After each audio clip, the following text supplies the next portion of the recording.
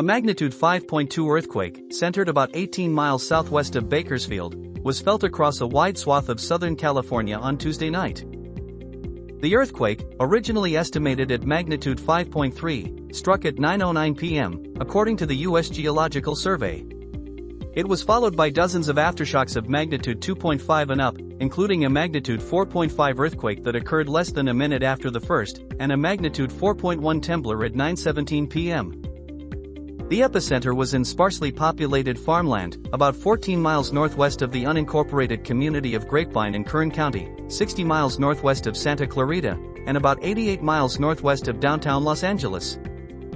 2 minutes after the earthquake hit, a large boulder, the size of an SUV, was reported blocking multiple southbound lanes of Interstate 5, about a mile south of Grapevine Road, the California Highway Patrol said. The boulder was still blocking lanes of traffic at least an hour after the earthquake. The area closest to the epicenter felt very strong shaking as defined by the modified Mercalli intensity scale. That zone includes a section of the California Aqueduct, which transports water from Northern California to Southern California. By the time shaking was felt in more populated areas, including Bakersfield, Santa Clarita, and Ventura, the USGS calculated that only weak shaking was felt, which can rock standing cars and cause vibrations in a building similar to the passing of a truck. Some residents affected by the quake reported an extended period of shaking. One person in Los Feliz felt 45 seconds of movement, with at least 3 different waves, one weak, followed by a strong one, then again a weak one. In South Pasadena and Whittier, people felt about 20 seconds of shaking, contained in 2 distinctive waves. In Pasadena, seismologist Lucy Jones said she felt about 3 seconds of shaking. There were no immediate reports of damage. And not everyone felt the earthquake. LA County Sheriff's Deputy Jose Gomez said he didn't feel the shaking during his drive into work at the Sheriff's Santa Clarita station. No damage was reported there. The Los Angeles Fire Department said no significant damage was reported within city limits. The USGS said the quake was felt across the Los Angeles Basin and inland valleys and in Santa Maria, Bakersfield, and Fresno. Many Southern California residents described getting alerts from the USGS earthquake early warning system, such as through the MyShake app or on their Android phones. The earthquake early warning system is automatically installed on Android phones, but people with Apple iOS phones need to install the MyShake app to get the most timely alerts. One person described getting 30 to 45 seconds of warning before feeling the shaking arrive. Another person, in East Anaheim, reported 30 seconds of warning before shaking arrived.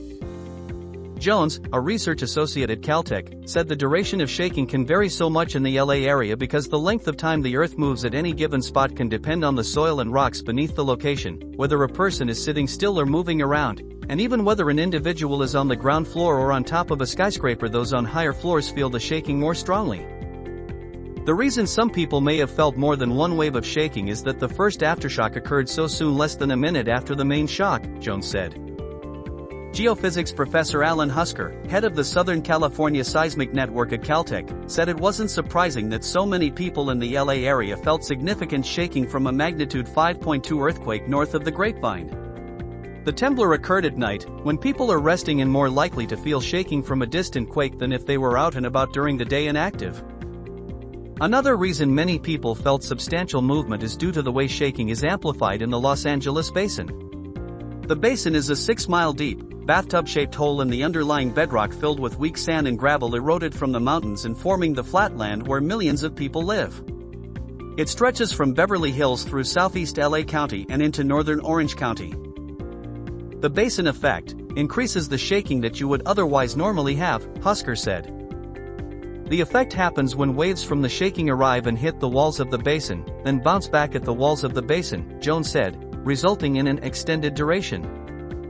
A major earthquake on the San Andreas Fault would result in perhaps 50 seconds of strong shaking in downtown LA. This earthquake was much smaller, of course, Jones said, but it was large enough to set up some of these basin effects and get things bouncing around.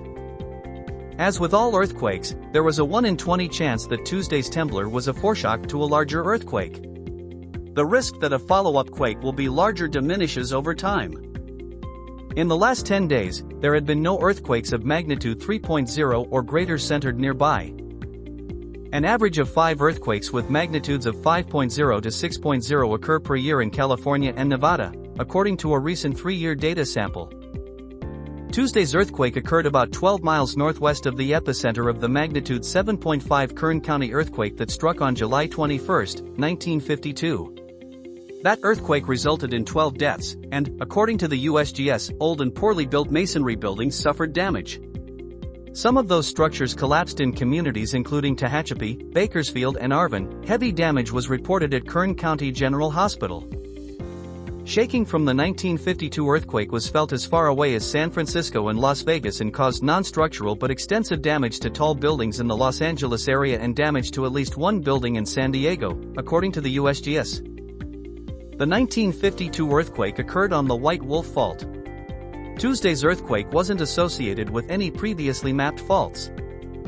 To stay updated on significant events like this, make sure to subscribe to our channel and hit the notification bell.